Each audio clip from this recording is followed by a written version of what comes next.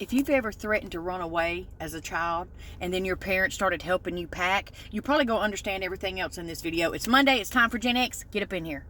This is part 100. This is part 100. I've done 100 of these videos every Monday. Y'all know the drill. Nothing will snap you back into reality like threatening to run away, and you go in there and like, I'm gonna pack a bag, and then your mama starts helping you pack, and you're like, well, I was just kidding. My mama used to say, well, you'll be back when you get hungry. And she was right. When you were growing up and you ever got in trouble and you was crying, were you told that you're going to be given something to cry about, which I never understood because I'm already crying. This going to hurt me more than it hurts you. I beg to differ. That's why you can't hurt our feelings, honey, because we grew up holding the flashlight for our daddy when he was working on something. Talk about trauma. And you think you going to hurt our feelings? That's so cute.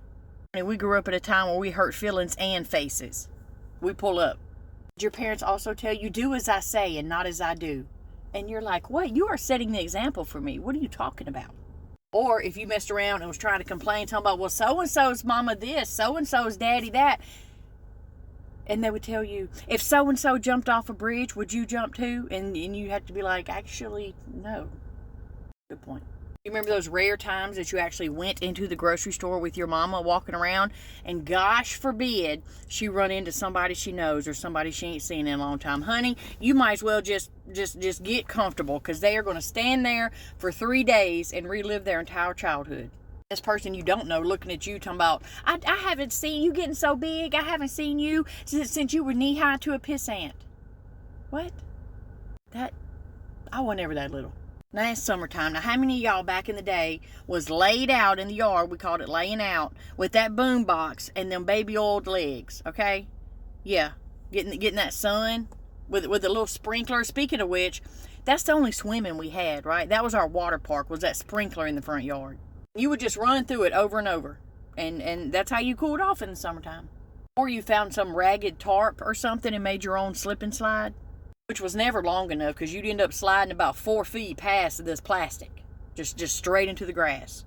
Then you had those rare times when you were actually sick enough to not go to school, which was very rare, because unless you wake up holding your own head, you was going to school. Was you staying at your mama's house on that sick day? There wasn't going to be no playing or going outside, because if you're too sick to go to school, you're too sick to be playing.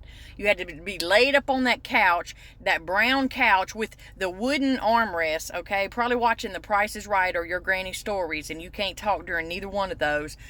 Sweating to death, because you up under that brown and orange Afghan, that crocheted Afghan that weighed 42 pounds, drinking you a little Sprite, maybe some crackers and some chicken noodle soup.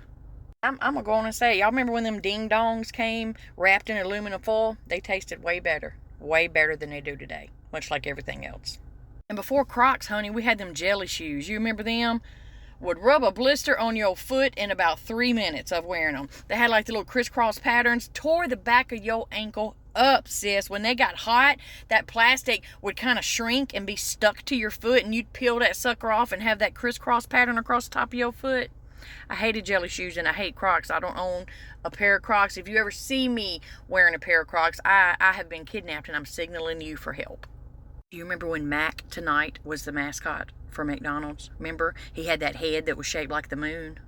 Now, did your mom or aunt or grandma or whoever smoked cigarettes have one of them little cigarette purses? I ain't seen one in so long, but you know what I'm talking about. Had the little cigarette purse to snap on top. Some of them had the little extra pocket on the front, kept change in there, a lighter, some medicine, a Band-Aid.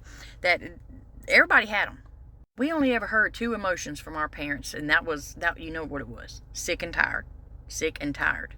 I am sick and tired. Okay, dang. But I get it now. I get it.